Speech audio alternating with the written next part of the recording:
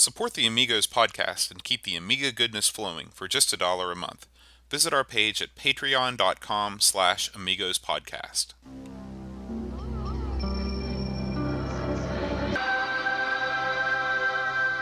Amiga, the first personal computer that gives you a creative edge. Amigos, the podcast about everything Amiga. Amigos is a proud member of the Throwback Network, your home for quality retro podcasts. And now, here are your hosts, Aaron Dowdy and John Bodovkar Schaller. Hi, everybody. Welcome to Amigos. I'm John. And I'm Aaron. And today we're going to talk about Sword of Sodan. Oh, yeah. But before we do, we don't have any news this week. But I did, since we're getting close to Christmas, thought we'd talk about a new game that's coming out for the Amiga. A brand new game. Okay. Called Elves Dreamland. Okay. Can you elaborate on that? So I found out about this on a German site that I had to translate. So if I get any of this information wrong, just blame Google Translate. So this is a side-scrolling platformer, and you control an elf whose job it is to collect 200 gifts. The game features 9 levels and a variety of styles. Is accompanied by wintry Christmas music. Ooh, timely. It requires an Amiga with OCS, Kickstart 1.3, and a That's Mega all of them. RAM as a minimum. All right. So It's almost every Amiga ever made. Yeah, Except for the old 1.2s. If you're interested in that, I'm going to link to it on the show notes. That is Elves Dreamland. I didn't put who wrote or who produced it, but Santa. you can find out all about it. Could be. You know, we got to love Germany. Their news source. They're our number one news source. Yeah, I go to AmigaNews.de, Amiga68k.de. I go to all these places. We all the love time. our German buddies over there that keep the flame rolling. Yeah. So that's really all we have. There's not been a real busy news week. I will say, in let me Amiga. hop in here real quick. Okay. I mentioned this a couple weeks ago, but I'll pitch it one more time before I put a bullet in it. We're looking for your Amiga memories. If you remember when you got your Amiga for Christmas, or if you have a lovely memory with a friend of yours, and you while you were playing the Amiga, or you were making each other levels for the Amiga, or even if it's the Atari ST, or the 400, 800, any lovely memories. It's the time of the year to reflect.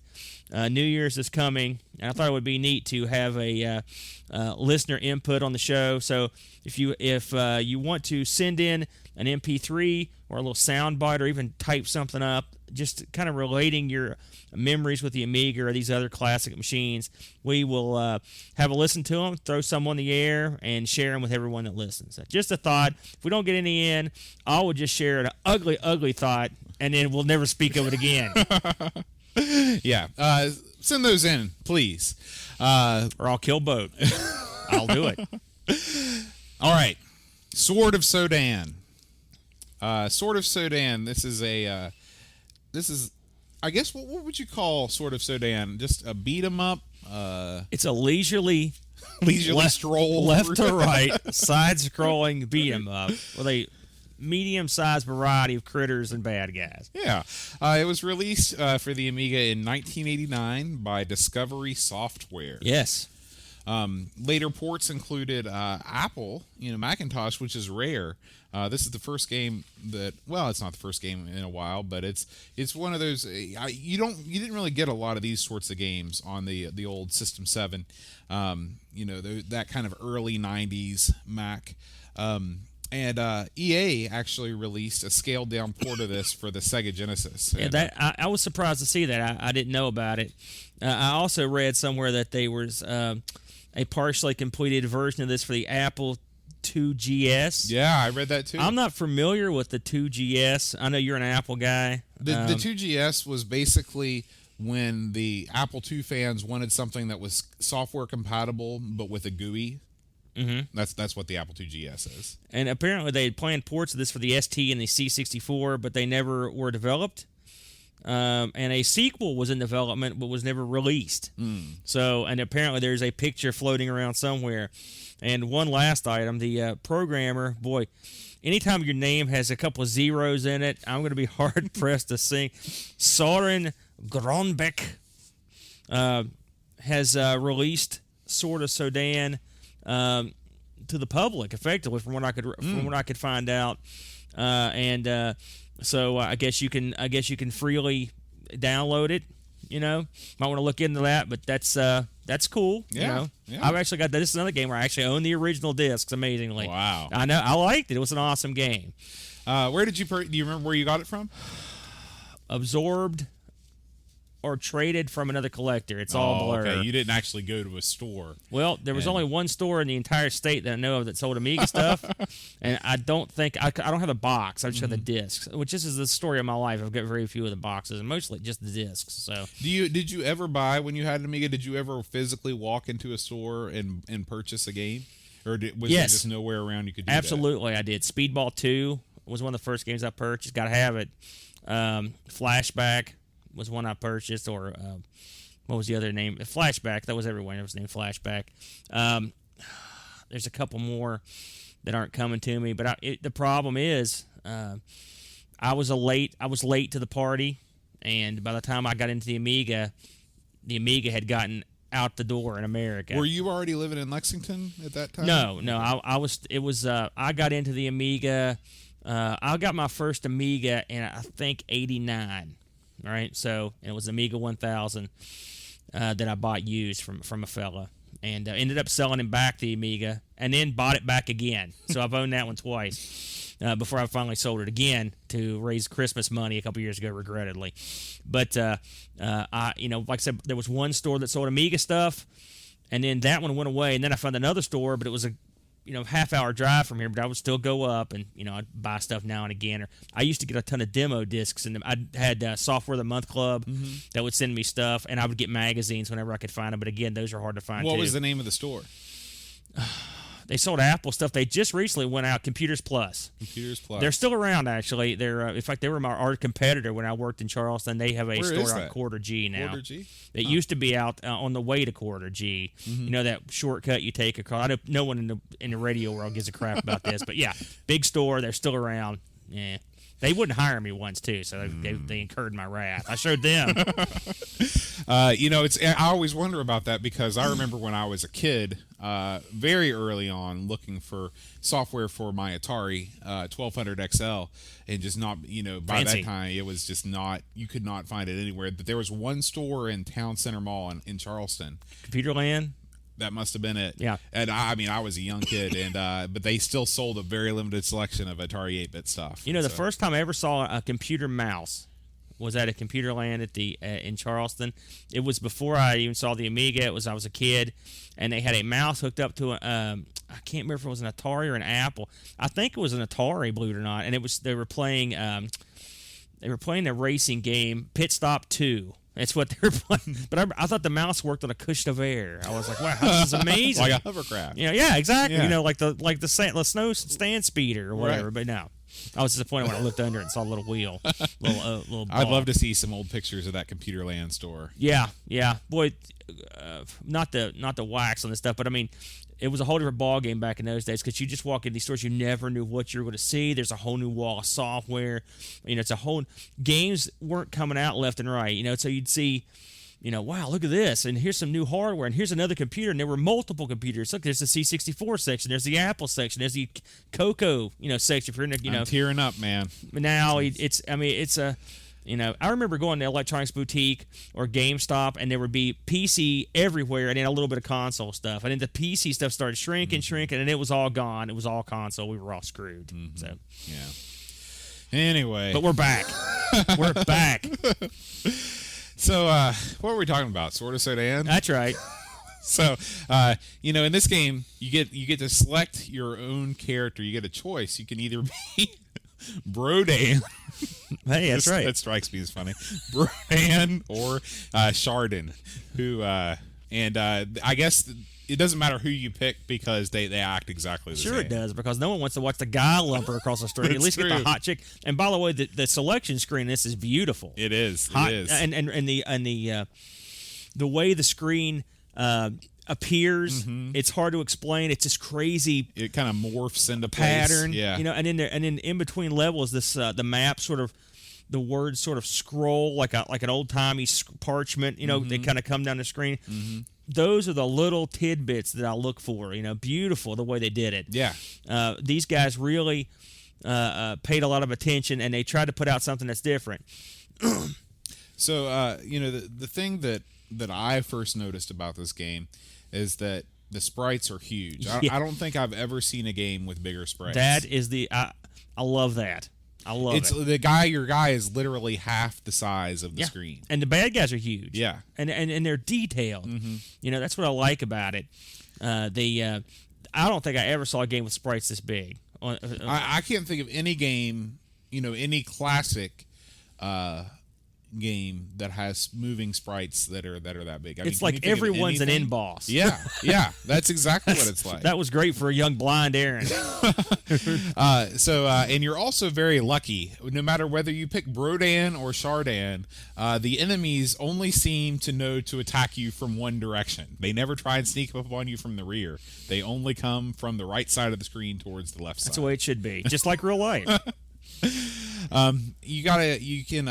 It's a little deeper than some hack and slash games. You can pick up items, potions. Potions. You've got to hit a strength meter so you can see, how hard you're hitting. You can use the function keys to set off your various items so you could trigger them, which I thought that was kind of neat.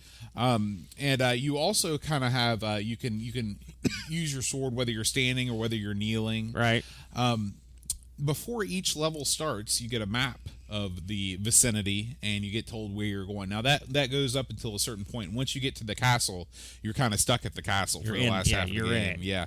But the map screen is really cool. Oh, yeah.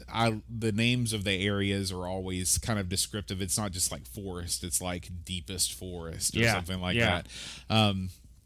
And once you get into the castle, the way that the castle is drawn on the screen is a really menacing and foreboding. It's really because cool. you get sort of and you get like an outside picture. It's like, there it is. I'm going into that sucker. Yeah, it's the whole way that this game is presented is really good. Yeah.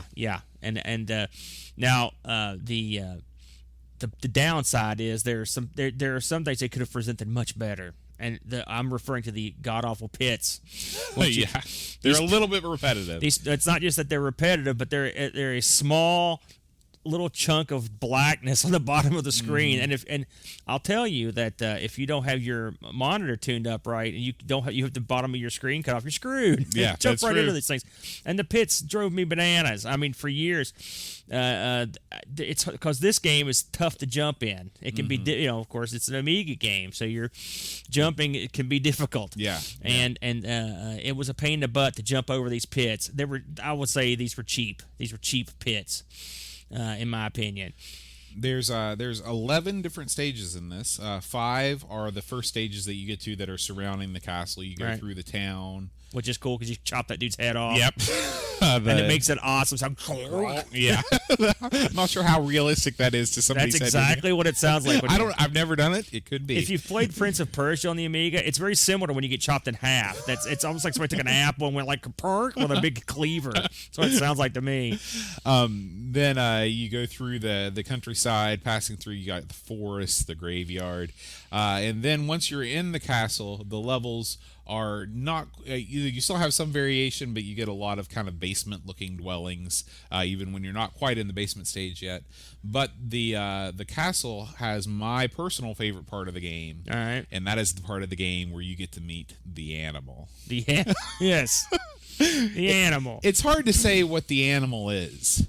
Ostrichy. Kind of, but he has sort of a duck bill that's also his face. And I think they did right by calling it the animal because they couldn't figure out what it was supposed to be either. Yeah. You don't need to say no more. It's the animal. That sums it up. But they use the animal to incorporate in a certain amount of puzzle solving. When you first mount the animal, you're informed that the animal is hungry, and you have to eat this monster that's just kind of hanging around. minding his own business. And once you do that, you're able to jump, which allows you to escape being drowned later on in the level. So there's a little bit of puzzle solving that goes on. The game mixes itself up well. There's a level in your forest where you're fighting the ghosts, and there's a level where you have to go across the bridge and the spears are coming up, and there's a level where there's logs coming. I mean, they do mix it up, I think, quite well. And then the animal is just another little, another stir of the drink, if you will. Yeah. So that's kind of the layout. So I like the game. I thought it doesn't control great. Anytime you have characters that are that large, you're going to be somewhat limited to what you can do with them. But on the same token, they're huge. Yeah. I mean, they're huge, and detailed, sprites, and there's a pretty wide variety of enemies. There's 13 different enemy types in this game. So I mean, that's not bad. Is that counting the little logs and the weird barrels and Possibly. what is that thing that the rolling face thing? Yeah, what the hell was that? Yeah, I don't know. That reminded me of something from the Addams Family. That was like the woods. The woods were creepy in this, and there's the 2-headed or 3-headed thing. I don't know what that thing was called either. It's a thing. It's a monster. I didn't mind the game. I mean, like I said, I love the game. It's one of my favorites. It's beautiful. They've done all the details, but there's a few shortcomings. The pits, the cheapness, some of the bad guys are irritating as hell to kill. Mm-hmm. This is another game that really could have used some background music too. Yeah. I looked at the person that did the music, Julien Lefay. She did this in a game called Zoom. If you look at what Discovery did, they didn't do a ton of stuff, but I mean, obviously this thing didn't have much music. They didn't hire the top shelf. I mean, no offense to Julian here, but there's not much music to it. I mean, really, it needed some. It was nice to set a mood. Mm-hmm. Maybe this game's old enough to where they didn't want to mix the channels in with the digitized sound or whatever. Right. The digitized sound's great. Though, like we said, that neck chop is awesome. Guys talk and they yell, "Hey!" The demons and stuff. They sound very scary. I thought. I mean, that and when you're in the woods, there's that kind of feeling. I mean, the moods are set quite well. But yeah, some music would have been awesome. I'll agree. And like you said, the poetry that it comes on those scrolls in between. Very D&D like. Yeah.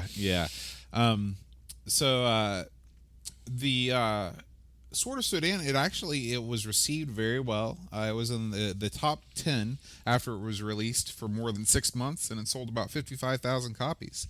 Remember when we were talking to Sven a couple weeks ago when we were talking about that list of banned games that the group of guys? Yes. This was on that list. Too violent. I guess they chopped that dude's head off. Yeah. That was it, right? Or getting impaled. And so the game reviewed well upon its original release. Nobody had ever seen sprites that big.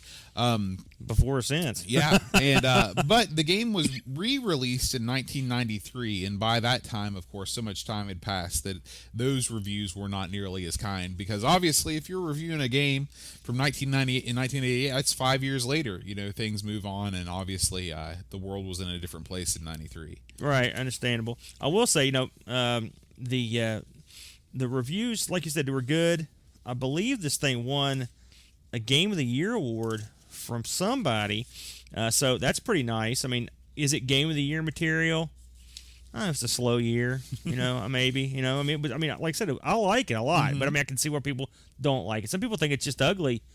They don't like the sprites to be that big. They think it's too, it's maybe it's too low res to have sprites that big. I don't know. I think it looked pretty awesome. Good. Even blown up on my big TV, the sprites still looked really good. Yeah, and it's like I said, if they could have polished the controls, that would have went a long way. Maybe introduce some alternate weapons, more projectile weapons and things like that. Yeah, would have helped. But of course, when you're dealing with sprites that big, again, there's only so much you can do. Yeah, and to be fair, it's only 3 discs. This is the first platforming game where the levels are actually of moderate size. They're not too long. Yeah, and that's the way it should be. Right. I mean, this is the polar opposite of Turrican, where it was just like you just went on forever and ever. It's like, please show me something here. I'm dying. Right. But I give it high marks and high praise. It's flawed, but if you consider when it comes out, and the fact that, I mean, you're talking, I think it was 3 or 4 Danish guys that put it together. So hey, once again, they know how to program in that part of the world. Yeah, and they did a fine job. So I would like to see this revisit it someday. If someone out there is in a sort of Sodan, hey, sort of Sodan 2, I mean, it had sort of a 90s or early 90s or late 80s feel, kind of the Golden Axe era. It kind of reminded me of that a little bit, and not not really the way it looks, but the way it's presented. That stuff, you can always go back to it. And you've got learn from the past.